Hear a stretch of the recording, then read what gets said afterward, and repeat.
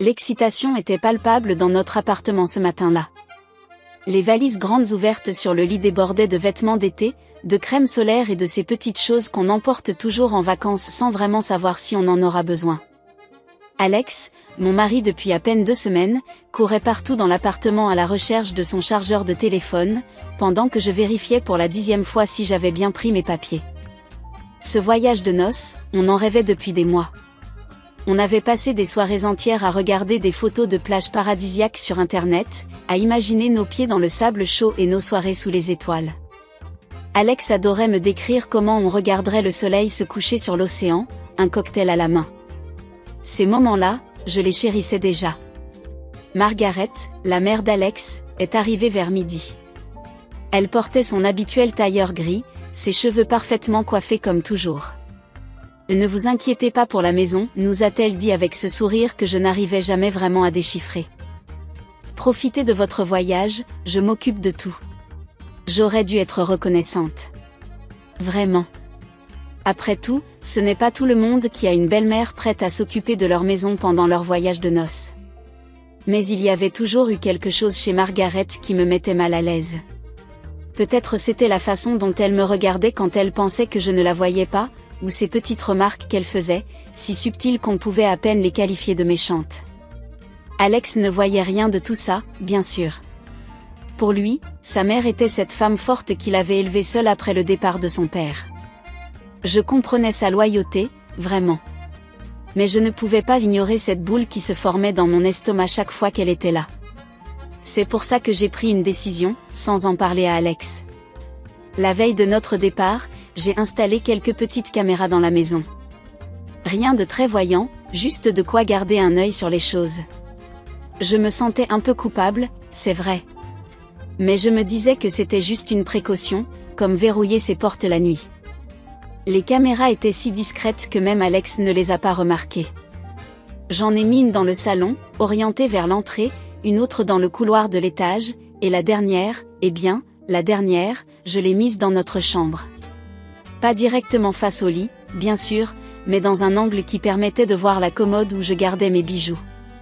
Le jour de notre départ, Margaret nous a accompagnés jusqu'à la porte. Elle a serré Alex dans ses bras pendant ce qui m'a semblé être une éternité, puis m'a fait une petite accolade rapide, à peine plus qu'un effleurement.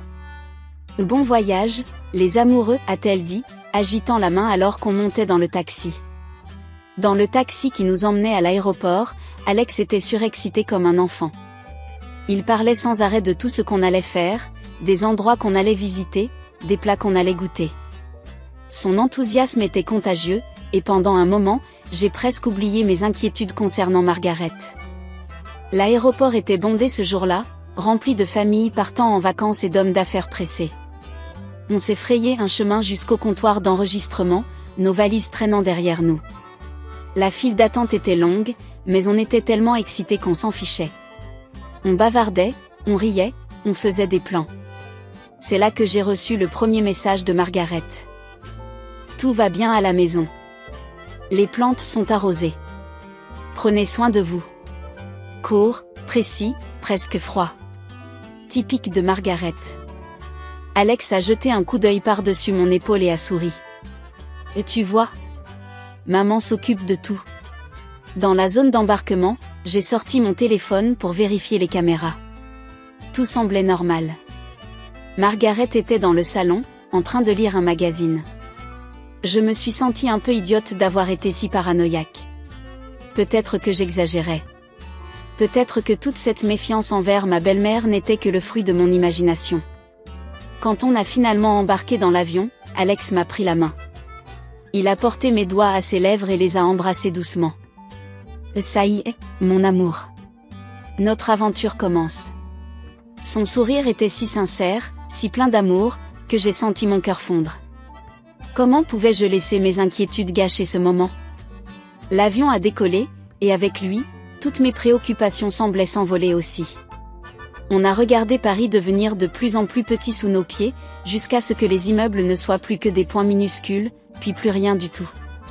Les nuages nous ont enveloppés, et j'ai posé ma tête sur l'épaule d'Alex. Pourtant, alors qu'on survolait l'océan, cette sensation étrange est revenue.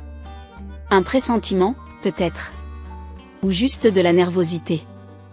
Je n'en avais jamais parlé à Alex, mais j'avais toujours eu une sorte de sixième sens pour les problèmes.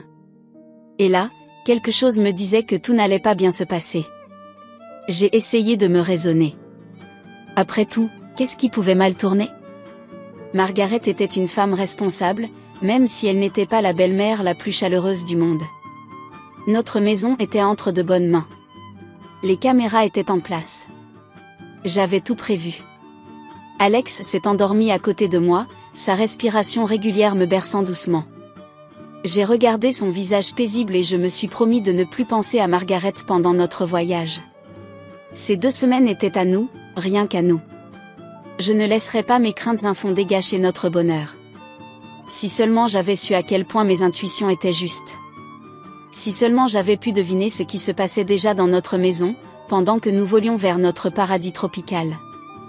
Mais à ce moment-là, bercé par le vrombissement des moteurs de l'avion, j'ai choisi de croire que tout irait bien. Les premiers jours de notre lune de miel ont été magiques. Notre hôtel donnait directement sur la plage, et chaque matin, on se réveillait avec le bruit des vagues. Alex adorait ouvrir les rideaux en grand dès son réveil, laissant entrer la lumière dorée du soleil tropical qui inondait notre chambre. Notre routine s'est installée naturellement.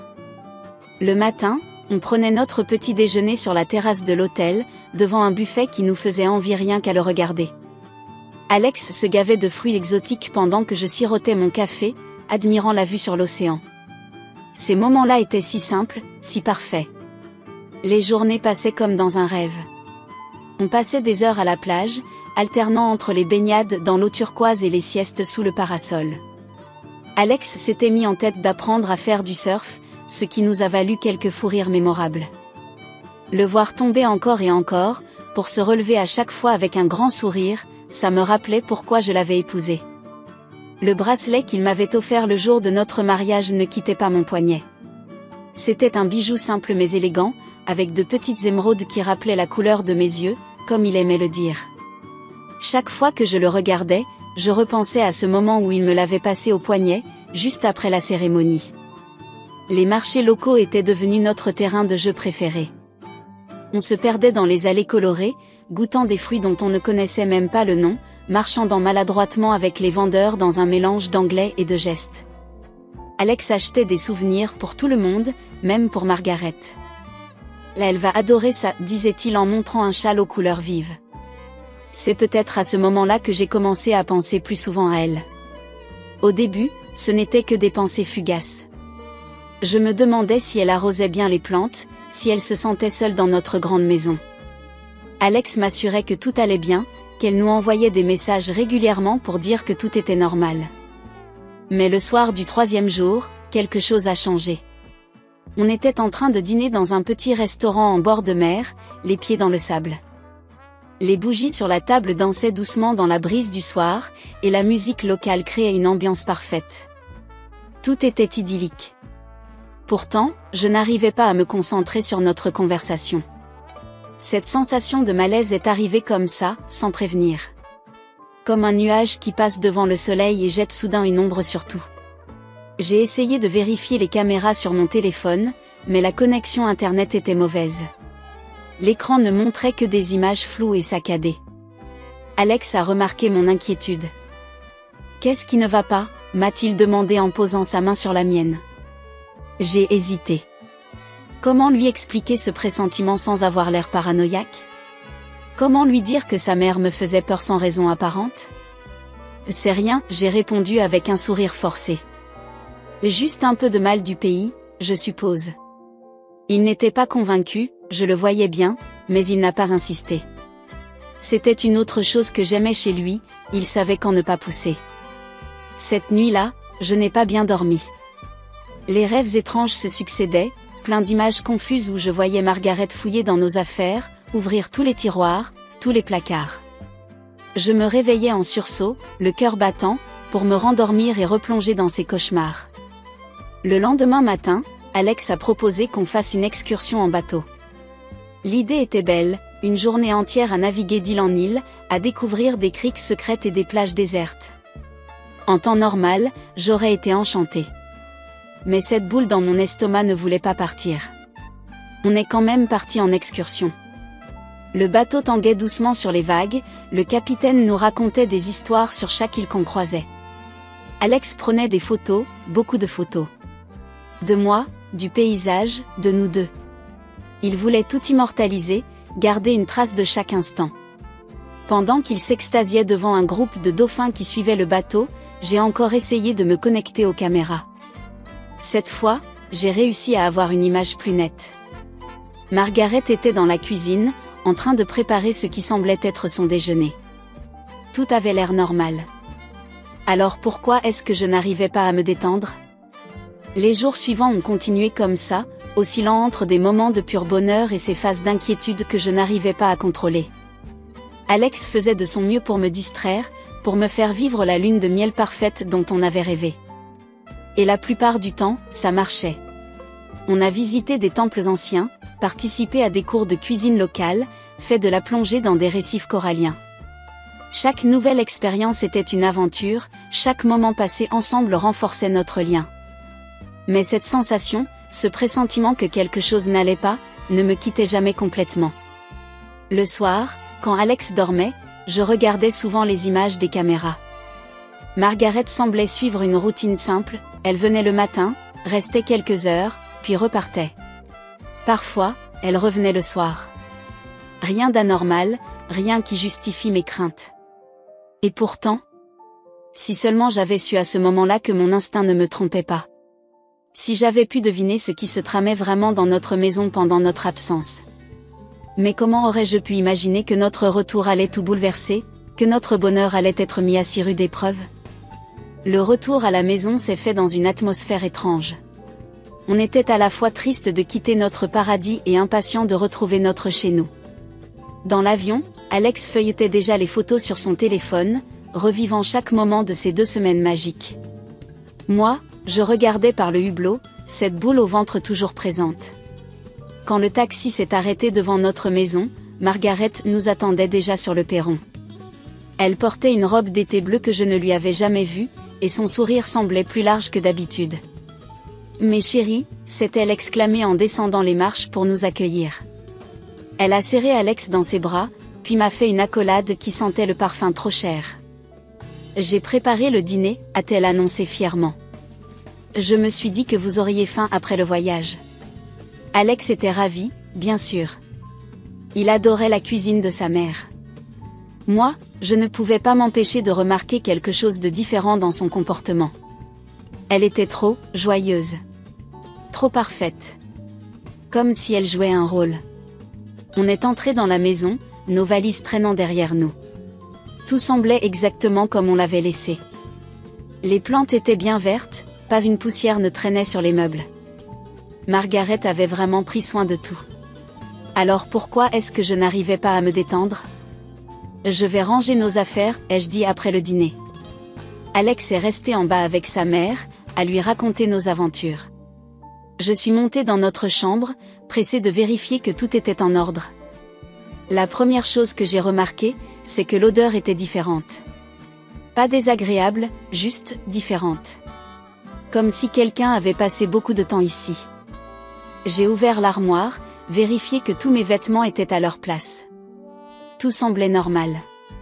Puis je me suis dirigée vers ma commode, celle où je rangeais mes bijoux. Mon cœur battait plus fort à chaque pas. La boîte à bijoux était là, exactement où je l'avais laissée. Mais quand je l'ai ouverte, j'ai su immédiatement que quelque chose n'allait pas. Le bracelet en émeraude, celui qu'Alex m'avait offert pour notre mariage, n'était plus là. J'ai fouillé la boîte, déplacé chaque collier, chaque bague, espérant le trouver caché sous quelque chose. Mais non, il avait disparu. Mon estomac s'est noué. Ce bracelet, ce n'était pas qu'un bijou. C'était un symbole de notre amour, de notre engagement. J'ai respiré profondément, essayant de garder mon calme. Peut-être que je l'avais rangé ailleurs avant de partir ? Non, j'étais sûre de l'avoir laissé dans cette boîte. Je me souvenais parfaitement de l'avoir enlevé la veille de notre départ, ne voulant pas risquer de le perdre pendant le voyage. Les mains tremblantes, j'ai sorti mon téléphone. Les caméras. Elles devaient l'avoir enregistré quelque chose. Mais avant que je puisse regarder les enregistrements, j'ai entendu des pas dans l'escalier. Margaret. Elle est apparue dans l'encadrement de la porte, son sourire toujours en place. « Tout va bien, ma chérie ?» a-t-elle demandé d'une voix mielleuse. « Tu as l'air perturbée. » La façon dont elle m'observait, comme un chat qui guette sa proie, m'a donné des frissons. J'ai serré les poings, essayant de contrôler ma voix. « Mon bracelet » ai-je dit simplement. « Celui avec les émeraudes. Il n'est plus dans ma boîte à bijoux. » Son visage n'a pas bougé d'un millimètre, mais quelque chose a changé dans ses yeux. Une lueur froide, presque satisfaite. « Oh » a-t-elle répondu, feignant la surprise. « C'est étrange. Tu es sûre de ne pas l'avoir emporté en voyage ?» Sa voix était douce, mais il y avait quelque chose de condescendant dans sa façon de parler, comme si elle s'adressait à une enfant étourdie. « Non, je suis certaine de l'avoir laissé ici. » J'ai soutenu son regard. « Vous n'auriez pas une idée de où il pourrait être ?» Le silence qui a suivi était électrique. On pouvait presque entendre la tension crépiter dans l'air. « Es-tu en train de m'accuser de quelque chose ?» Sa voix s'est durcie d'un coup. Le masque de gentillesse s'est fissuré, laissant entrevoir ce qui se cachait dessous. Ses yeux se sont rétrécis, son sourire s'est transformé en ligne fine et dure. « Je pose juste une question. » J'essayais de rester calme, même si mon cœur battait à tout rompre. « Vous étiez la seule personne à avoir accès à la maison pendant notre absence. » C'est là que tout a basculé. Son visage s'est déformé sous l'effet de la colère. « Comment oses-tu » a-t-elle sifflé. « Après tout ce que j'ai fait pour vous ? J'ai pris soin de votre maison, j'ai arrosé vos plantes, j'ai même préparé votre retour, et c'est comme ça que tu me remercies. » Alex est monté à ce moment-là, attiré par les éclats de voix. Il nous a regardés tour à tour, perdus. « Qu'est-ce qui se passe ici ?» a-t-il demandé, inquiet. Margaret s'est tournée vers lui, les yeux brillants de larmes qui semblaient apparaître sur commande. « Ta femme, a-t-elle dit d'une voix tremblante, m'accuse d'avoir volé son bracelet. Elle a réussi à avoir l'air profondément blessée, comme si je venais de lui porter un coup terrible. » Alex m'a regardé, choqué. Je savais ce que je devais faire. Sans un mot, j'ai pris mon téléphone et j'ai commencé à chercher dans les enregistrements des caméras. La vérité était là, quelque part, capturée par ces petits objectifs que j'avais eu la présence d'esprit d'installer. Margaret m'observait, son masque de victime se fissurant légèrement alors qu'elle réalisait ce que je faisais. La confrontation qui allait suivre changerait tout. Notre famille ne serait plus jamais la même après ça. Mais à ce moment-là, debout dans notre chambre avec mon téléphone à la main, je savais que je n'avais pas le choix. La vérité devait éclater. Les mains tremblantes, j'ai fait défiler les enregistrements des caméras. Margaret se tenait toujours là, son regard passant de mon téléphone à Alex, qui semblait complètement perdu. Le silence dans la pièce était assourdissant, seulement perturbé par le bruit de mon pouce glissant sur l'écran. Et puis je l'ai trouvé. L'enregistrement datait du 3e jour après notre départ. Il était environ minuit. Sur l'écran, on voyait clairement Margaret entrer dans notre chambre. Elle ne portait plus son tailleur habituel mais un simple jean et un t-shirt, comme si elle s'était changée pour l'occasion. Ses mouvements étaient précis, déterminés. « Regardez » ai-je dit en tournant l'écran vers eux. Alex s'est approché, les sourcils froncés. Margaret est restée en retrait, son visage soudain très pâle. Sur la vidéo, elle se dirigeait droit vers ma commode, comme si elle savait exactement ce qu'elle cherchait. On l'a tous regardé ouvrir les tiroirs un par un, méthodiquement, jusqu'à ce qu'elle trouve ma boîte à bijoux. Ses gestes étaient calmes, presque rituels. Elle a ouvert la boîte, et même avec la qualité moyenne de la vidéo, on pouvait voir ses yeux s'illuminer quand elle a trouvé le bracelet. Ce n'est pas ce que vous croyez, a balbutié Margaret, mais sa voix avait perdu toute son assurance. Sur l'écran, elle prenait le bracelet, le regardait un moment, puis le glissait dans sa poche. Pas de précipitation, pas d'hésitation. Juste un geste fluide, comme si elle avait fait ça toute sa vie. Alex était figé, les yeux rivés sur l'écran. Je pouvais voir la confusion, le choc, puis la colère se succéder sur son visage. « Maman !» Sa voix était à peine plus qu'un murmure. « Qu'est-ce que tu as fait ?» Margaret a changé de stratégie en un instant. Son visage s'est durci, toute trace de culpabilité disparaissant sous un masque de défiance. « Et tu ne comprends pas » a-t-elle dit, sa voix devenant tranchante. « Ce bracelet, il aurait dû être à moi. Ta grand-mère voulait me le donner, mais ton père... » Elle n'a pas pu finir sa phrase. Je me suis avancée vers elle, la colère me donnant un courage que je ne me connaissais pas. « Où est-il » ai-je demandé, ma voix étonnamment calme. « Où est le bracelet, Margaret ?» C'est là que tout a basculé. Son visage s'est transformé en un masque de rage pure. Avant que je puisse réagir, elle m'a poussé violemment. Mon dos a heurté le mur avec un bruit sourd, me coupant le souffle.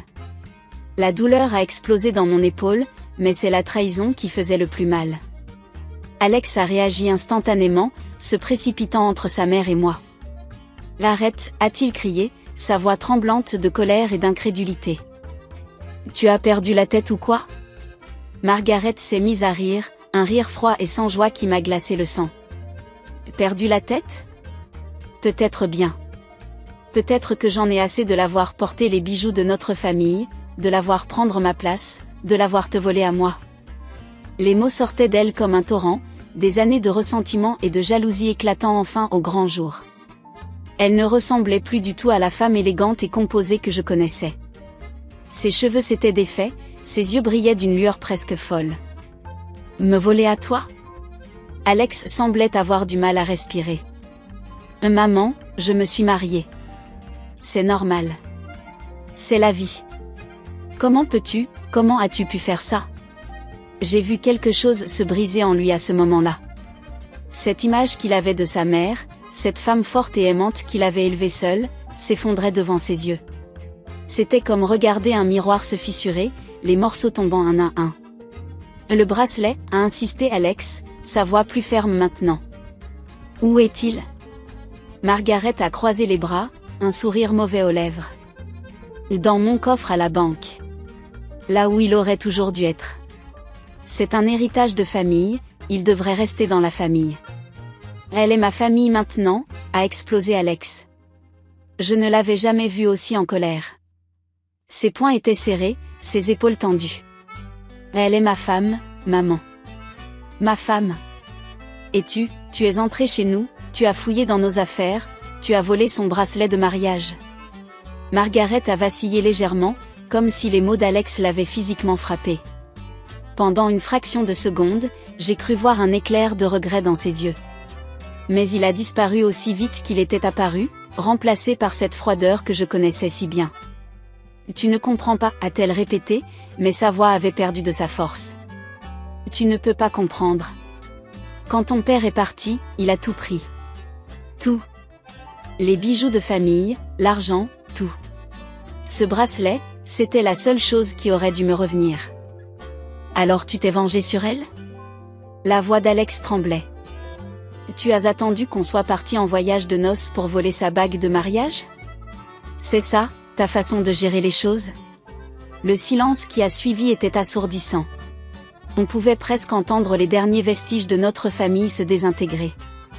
Margaret restait là, droite et fière malgré tout, mais son masque commençait à se fissurer.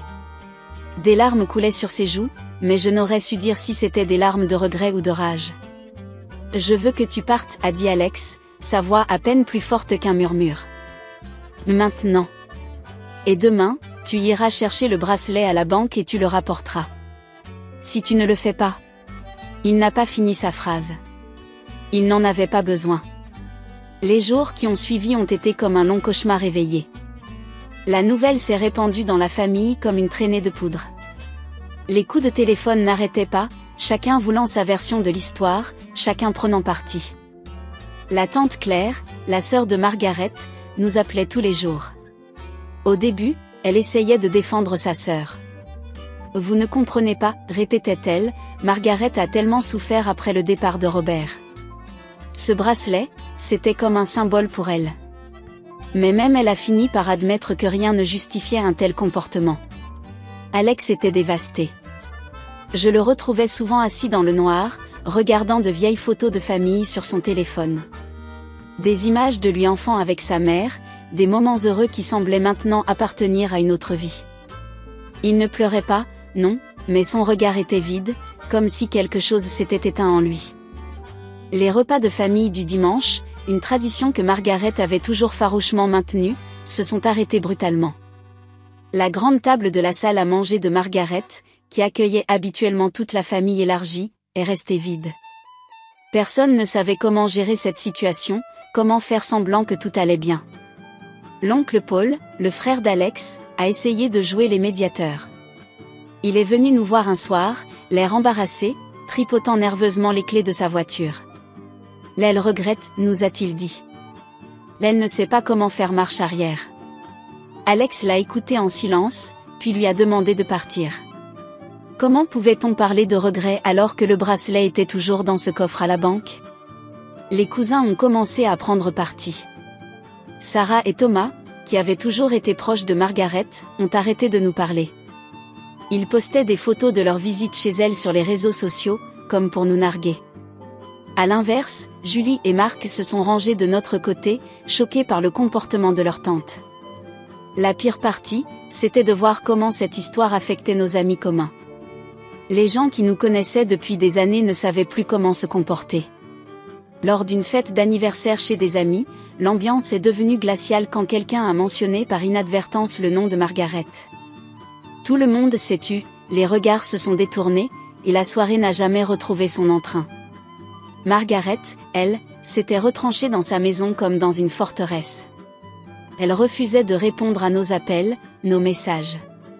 La seule communication qu'on avait reçue d'elle était un long email, rempli de justifications tortueuses et d'accusations voilées. Elle y parlait de son sacrifice en tant que mère célibataire, de tout ce qu'elle avait abandonné pour Alex, comme si cela excusait son geste. Les voisins nous regardaient différemment aussi.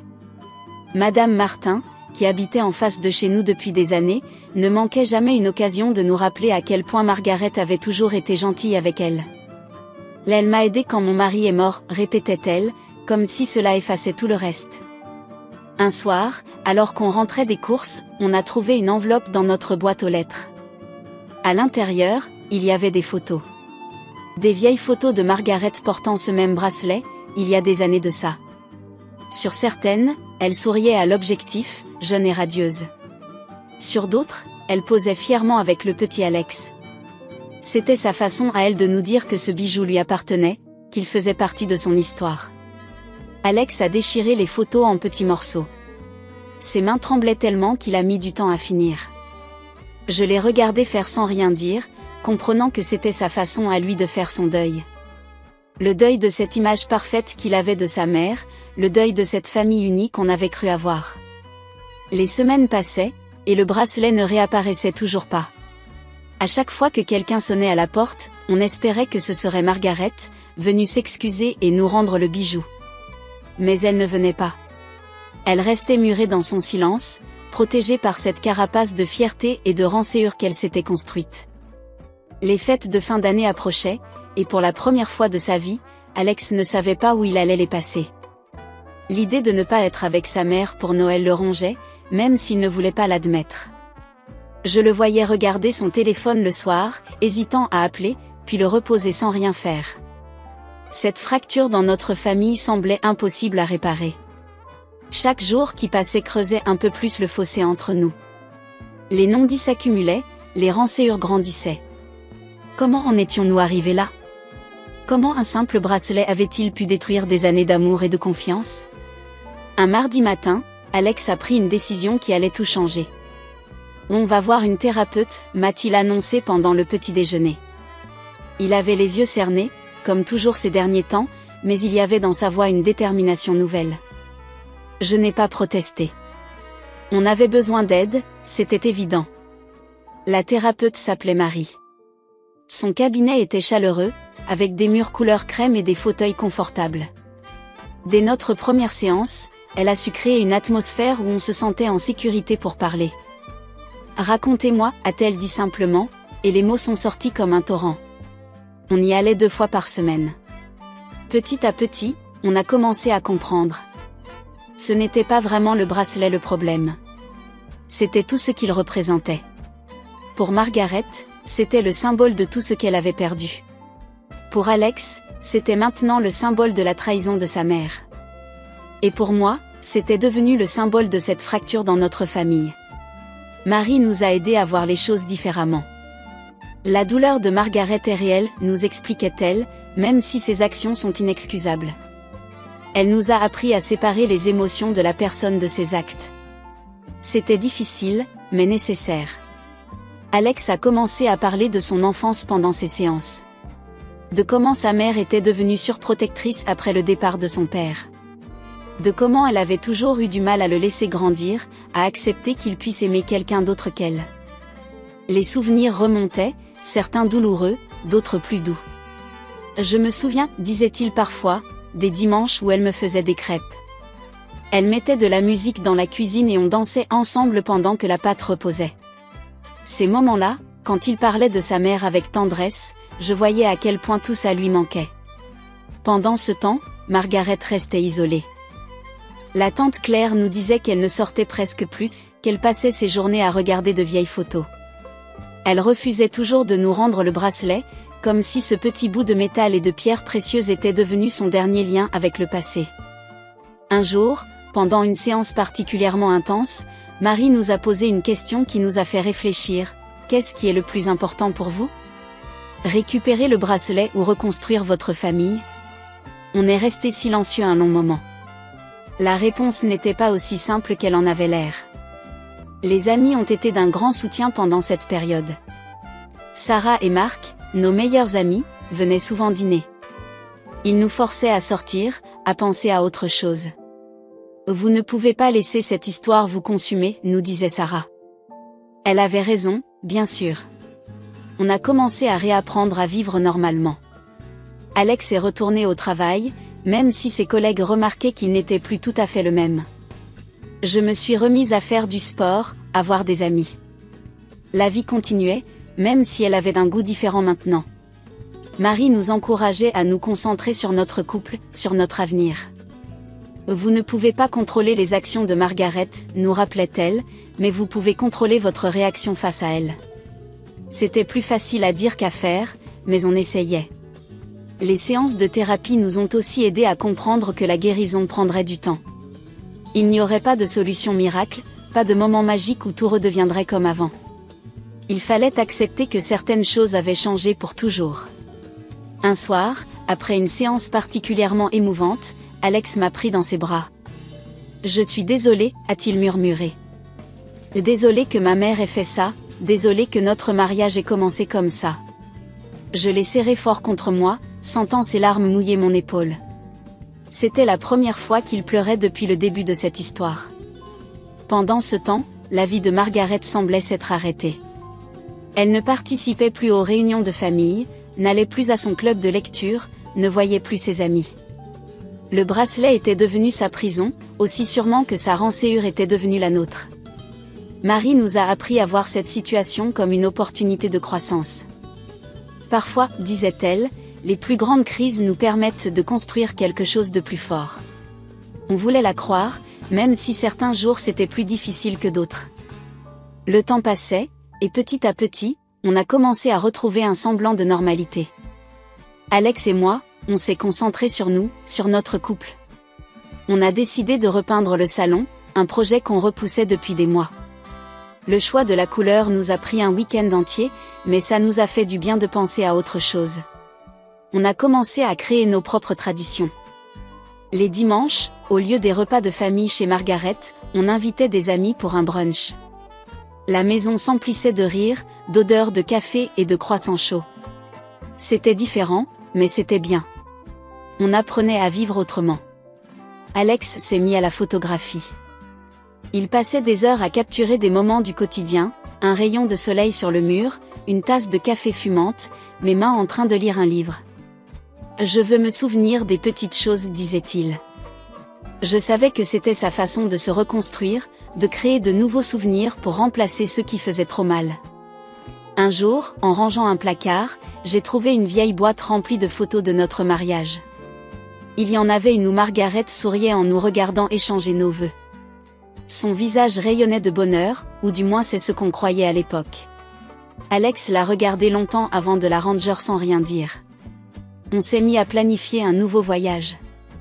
Pas une destination exotique cette fois, juste un petit chalet dans les montagnes. Un endroit où on pourrait se retrouver, loin de tout. La simple idée de partir ensemble nous redonnait de l'énergie. Les préparatifs nous occupaient l'esprit. On cherchait des randonnées à faire, des restaurants à essayer. On faisait des listes, on regardait la météo. C'était comme si on réapprenait à être excité par les petites choses de la vie. Une nouvelle routine s'est installée. Le matin, on prenait notre café sur le balcon, même quand il faisait froid. On parlait de tout et de rien, de nos projets, de nos rêves. Parfois, le nom de Margaret surgissait dans la conversation, mais il ne provoquait plus la même douleur qu'avant. Le bracelet, on avait fini par l'accepter, faisait partie du passé maintenant. On avait arrêté d'en parler, arrêté d'espérer son retour. C'était comme un deuil qu'on avait dû faire, le deuil d'un objet qui représentait tant de choses. Nos amis remarquaient le changement en nous. « Vous avez l'air plus léger », nous disait Julie un soir qu'elle était venue dîner. Elle avait raison. Le poids de la trahison était toujours là, mais il ne nous écrasait plus comme avant. On s'est rapproché d'autres membres de la famille qui avaient pris leur distance avec Margaret. L'oncle Paul nous invitait souvent chez lui maintenant. Sa femme, Annie, était devenue une confidente précieuse. Elle aussi avait eu des problèmes avec sa belle-mère, même si c'était différent. Le travail est devenu un refuge pour Alex. Il s'est lancé dans de nouveaux projets, a pris plus de responsabilités. Son patron lui faisait confiance, et cette reconnaissance professionnelle lui faisait du bien. Le soir, il me racontait ses journées avec un enthousiasme que je ne lui avais pas vu depuis longtemps. Moi aussi, j'ai commencé à m'investir dans de nouvelles activités. Je me suis inscrite à un cours de poterie. Mes premiers essais étaient catastrophiques, mais ça me faisait rire. C'était libérateur de créer quelque chose avec mes mains, même si ce n'était pas parfait.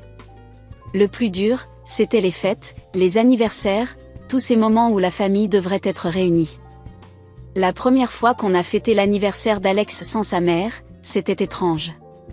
Mais on a réussi à en faire une belle journée, entourée des gens qui nous aimaient vraiment. On a appris à apprécier le calme qui était revenu dans nos vies. Plus de drames, plus de confrontations, plus d'attentes anxieuses devant la boîte aux lettres. On avait trouvé un nouvel équilibre, fragile peut-être, mais réel. Les photos de notre voyage dans les montagnes ont remplacé les vieilles photos de famille sur les murs du salon. C'était notre façon de dire que la vie continuait, qu'on pouvait créer de nouveaux souvenirs, de nouvelles traditions. C'est arrivé un mardi matin, alors que je préparais le café. Le téléphone a sonné, et le numéro de Margaret s'est affiché sur l'écran. Pendant un instant, j'ai cru que c'était une erreur. Ça faisait des mois qu'elle n'avait pas appelé. Ma main tremblait légèrement quand j'ai décroché. Allô ? Sa voix était différente, plus douce, presque hésitante. Elle ne ressemblait plus à la femme autoritaire que j'avais connue. Je voudrais vous parler. À toi et à Alex. Il y a eu un long silence, puis elle a ajouté, s'il veut bien. J'ai regardé Alex, qui dormait encore dans notre chambre. Comment allait-il réagir ? Ces derniers mois, il avait retrouvé une certaine paix. Est-ce que cet appel allait tout bouleverser ? Je dois lui en parler, ai-je répondu prudemment. Je vous rappelle. Quand j'ai annoncé la nouvelle à Alex, il est resté silencieux pendant ce qui m'a semblé être une éternité. Il fixait sa tasse de café comme si elle contenait toutes les réponses. D'accord, a-t-il finalement dit. On peut la rencontrer. Mais pas chez nous. Dans un lieu neutre.